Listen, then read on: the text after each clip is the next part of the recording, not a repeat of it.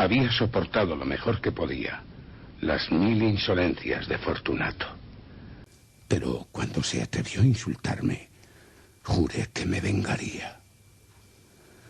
Vosotros que conocéis bien la naturaleza de mi alma, no pensaréis que articulé ninguna amenaza. A la larga me vería vengado. Estaba decidido a ello, pero excluyendo cualquier riesgo. No solamente debía castigar, sino castigar con impunidad. Un agravio no se repara cuando el castigo alcanza también al agraviado. Y tampoco queda reparado cuando el ofendido no se da a conocer al ofensor. Deberá entenderse que nunca, ni por palabras ni por hechos, había dado motivo a Fortunato para que dudase de mi buena voluntad. Continué, como era mi costumbre, prodigándole mis sonrisas, sin que él se diera cuenta de que tales sonrisas nacían entonces de la idea de su inmolación. Fortunato tenía un punto débil, aunque bajo todos los demás aspectos era un hombre respetable y también temible. Se enorgullecía de ser todo un experto en vinos. Pocos italianos dominan las virtudes de ese arte. La mayoría de ellos se adaptan casi siempre al momento, a la oportunidad para engañar a los millonarios ingleses y austriacos. Fortunato, en pintura y en piedras preciosas, era un charlatán, como sus compatriotas. Pero no cabe duda de que en el tema de vinos añejos sabía lo suyo. En esto yo no difería esencialmente de él, puesto que era experto en cosechas italianas, que compraba en grandes cantidades siempre que podía.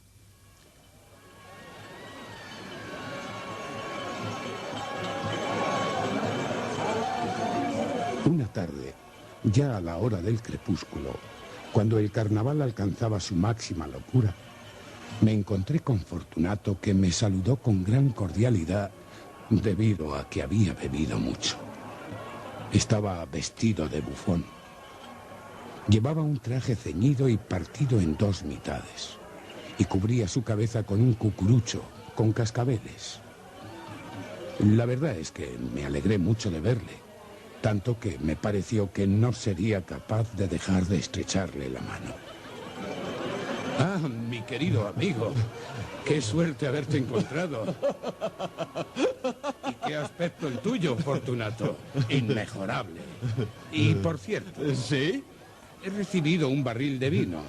Dicen que es amontillado, pero tengo mis dudas. No sé si lo es. ¿Cómo? ¿Un barril de amontillado? ¿Un barril, dices?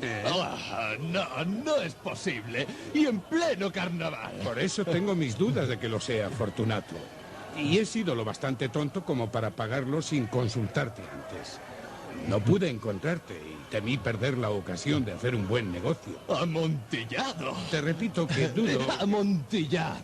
Quisiera asegurarme. ¡Amontillado! Ahora iba a casa de Lucchesi. Tú, como pareces tan ocupado, si alguien entiende de vinos es Lucchesi. Él me dirá... ¿Lucchesi? Lucchesi es incapaz de distinguir entre un amontillado y un jerez. Pero hay tontos que, como catadores, pueden rivalizar contigo. ¿Conmigo? ¿Lucchesi? Anda, vamos ya. ¿A dónde? ¿A tu bodega? Oh, no, Fortunato, amigo mío. No está en mi ánimo el abusar de ti. Te veo disfrazado. Seguro que estás invitado. No estoy invitado. Así que vamos. Pero pareces acatarrado. Y en mi bodega hay una humedad insoportable. Hay salitre por todas partes, figúrate. No me importa, no me importa. Vamos. Este catarro no es nada. Amontillado. Te han engañado. Y en cuanto a Lucchesi, repito, no distingue un jerez de un amontillado. Vamos, vamos. Fortunato me cogió del brazo mientras gruñía algo. Me puse un antifaz de seda negra y, envolviéndome en una capa, dejé que me arrastrara a mi palacio, a mi palazzo, como él decía. No había sirvientes en mi hogar. Todos celebraban el carnaval. Les había dicho que no regresaría hasta el amanecer, dejándoles bien claro que no deberían moverse del palacio. Bastan tales órdenes, como muy bien sé, para que hagan todo lo contrario en cuanto se les da la espalda. Saqué 2 antorchas de sus soportes. Una se la entregué a Fortunato. Le dirigí a través de varias estancias hasta el vestíbulo que conducía a la bodega. Una larga escalera de caracol, rogándole que me siguiera con mucho cuidado. Y alcanzamos el suelo húmedo de las catacumbas de los Montresor. Fortunato caminaba con pasos tambaleantes, sonándole los cascabeles de su gorro. ¿Y el barril? Un poco más allá. Pero observa cómo brillan esas telarañas blancas en todas las paredes. ¿Telarañas? Se volvió hacia mí y miró mis ojos con los suyos. Eran como 2 bolas vidriosas preñadas de embriaguez. Salitre. Sí, salitre, Fortunato. Pero dime, ¿desde cuándo tienes esa tos? El ataque de tos le impidió responderme al momento. No es nada, amigo. No es nada. Ven, vamos a regresar. Tu salud es lo primero. Eres rico, respetado, admirado, querido. Eres feliz, Fortunato, como también lo fui yo en otro tiempo. Se sentiría mucho tu pérdida, no la mía. No quiero ser responsable de que caigas enfermo. Por otra parte, Lucchesi... ¡Basta! Esta tos no es nada. No me matará. No moriré a causa de un resfriado. Solo el mencionarme a Lucchesi... Olvidemos a Lucchesi. Es cierto lo que dices de tu catarro. En verdad no es mi intención la de alarmarte, Fortunato, pero tienes que tener cuidado, mucho cuidado. Un trago de este Médoc nos protegerá de la humedad. Rompí el cuello de una botella que saqué de una larga hilera en el moho. Médoc, un magnífico vino de Burdeos. Sí. Llevó la botella a sus labios mirándome de soslayo. Se detuvo y con un gesto de familiaridad, sonando mucho sus cascabeles, me dijo: Esta bodega está en unas catacumbas, las de tu palazzo. Así que brindo a la salud de los que aquí reposan. Y porque tengas larga vida. Y tomándome del brazo, seguimos adelante. Estas catacumbas son enormes. Los Montresor fueron una gran familia y muy numerosa. No recuerdo vuestro blasón. Un gran pie humano de oro en campo de azur. El pie aplasta a una serpiente rampante cuyos dientes se clavan en el talón. ¿Y la leyenda? Nemo me impune l'accessit. Nemo me impune l'accessit. Nadie me hostiga impunemente. Hermosa leyenda. Es de Escocia. Ya. El vino le brillaba en los ojos y los cascabeles le tintineaban. Mi propia imaginación empezó a acalorarse con el Médoc. Pasamos junto a muros de huesos apilados que alternaban con toneles y barriles hasta entrar en los más apartados rincones de las catacumbas. Otra vez me detuve y fui yo quien le cogió por el brazo, por encima del codo. ¿Qué ocurre? El salitre, Fortunato, va en aumento. Hasta cuelga de las bóvedas. Estamos bajo el lecho del río y las gotas de humedad caen entre los huesos. Demos la vuelta antes de que sea demasiado tarde. Lo digo por tu tos. Y yo te digo que no es nada. Sigamos. Pero antes, bebamos otro trago de Médoc. Rompí el cuello de una botella de De Greve. Dame. Se la está bebiendo de un trago. y sus ojos se iluminan con una luz brillante. Y ahora tira la botella. Y se echa a reír. ¿No comprendes? Pues no, Fortunato. Has tirado la botella con un gesto que no sé cómo interpretar. Parece un movimiento grotesco. Está claro que no comprendes. No comprendo. Entonces, no eres de la hermandad. ¿Qué? ¿Que no eres masón? Oh, sí que lo soy. ¿Tú? ¿Tú masón? Imposible. Lo soy. Muéstrame algo para que me lo pueda creer. Mira lo que tenía entre los pliegues de mi capa. Una paleta de albañil. ¿Bromeas? Vamos a por el amontillado. Sí. Ofrecí otra vez mi brazo a Fortunato, tras guardar la paleta de albañil bajo la capa. Continuamos. Él apoyándose pesadamente en mi brazo en busca del amontillado. Pasamos varios arcos muy bajos. Descendimos más aún y llegamos a una profunda cripta en la que la impureza del aire apenas permitía fulgurar a las antorchas. Al fondo de la cripta había otra menos espaciosa.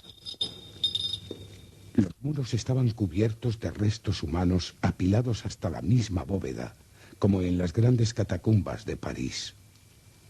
3 lados de esta segunda cripta estaban todavía decorados así, pero del cuarto se habían caído los huesos y estaban esparcidos por el suelo, formando en una parte como una muralla de cierta altura. Dentro del muro que quedaba expuesto por el desplazamiento de los huesos, había otro hueco de poco más de 1 metro de profundidad, 1 metro de anchura y unos 2 de altura. No parecía haber sido construido para un uso especial. Se trataba de una simple separación entre 2 enormes pilares que sostenían el techo del subterráneo. Su fondo era el mismo sólido granito que circundaba el lugar. En vano, Fortunato, adentrándose en el hueco de su mortecina antorcha, pudo escrutar la profundidad del nicho. Apenas veo. Pasa. Dentro está el amontillado. ¿Ahí? Sí, ahí dentro. Y en cuanto a Lucchesi... Es un ignorante. Fortunato dio unos tambaleantes pasos hacia adelante, seguido por mí. No tardó en llegar al extremo del nicho, donde se detuvo estúpidamente pasmado. En un instante lo dejé encadenado al granito. Había en la roca 2 argollas de hierro separadas horizontalmente, a unos 2 pies una de la otra. De una de ellas colgaba una corta cadena y de la otra un candado. En unos segundos le rodeé la cintura y cerré el candado. Se quedó demasiado sorprendido como para ofrecer resistencia. Retiré la llave y retrocedí algunos pasos fuera del nicho. Fortunato, este lugar, no cabe duda, es muy húmedo, por lo que una vez más te ruego que nos vayamos. ¿No estás de acuerdo? Si no lo estás, tendré que dejarte. Pero antes de hacerlo, tendré contigo cuantas atenciones me sean posibles. ¡El amontillado! Ah, cierto, el amontillado. Mientras decía esto, rebusqué entre el montón de huesos. Apartándolos, no tardé en dar con una cantidad de piedras y argamasa. Con estos materiales y con la ayuda de mi paleta de albañil, empecé activamente a amurallar la entrada del nicho.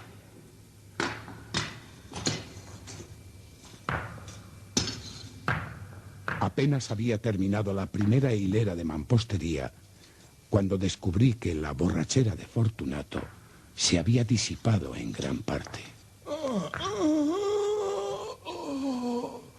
El primer indicio fue un débil grito, un gemido que me llegó desde el fondo del nicho. No era el de un borracho. Luego hubo un largo y obstinado silencio. Puse la segunda hilera luego la tercera y la cuarta. Fue cuando oí que la cadena era agitada furiosamente. Interrumpí mi tarea. Me senté sobre los huesos para así disfrutar más del momento.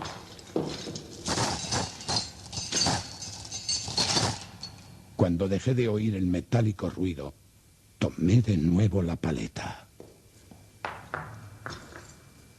Y acabé sin interrupción la quinta, la sexta, la séptima fila. La pared llegaba entonces casi a nivel de mi pecho. Hice una pausa. Levanté la antorcha por encima de la mampostería, proyectando algunos débiles rayos de luz sobre la figura de Fortunato. Una serie de grandes gritos, agudos alaridos, salieron súbitamente de la garganta del encadenado, lo cual me estremeció. Desenvainé mi espada y empecé a esgrimirla a través del nicho, pero dejé de hacerlo al tranquilizarme tras reflexionar por un instante. Puse la mano sobre el macizo muro de la catacumba y tras palparlo me quedé satisfecho.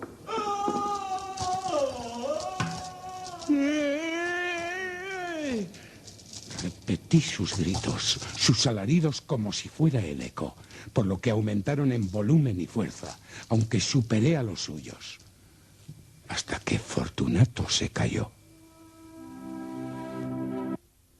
Era ya medianoche y mi tarea se acercaba a su fin. Había completado la octava, la novena y la 10ª hilera. Terminé gran parte de la 11ª y última, quedando por colocar tan solo una piedra. Aunque apenas podía con su peso, la coloqué más o menos en posición. Fue cuando...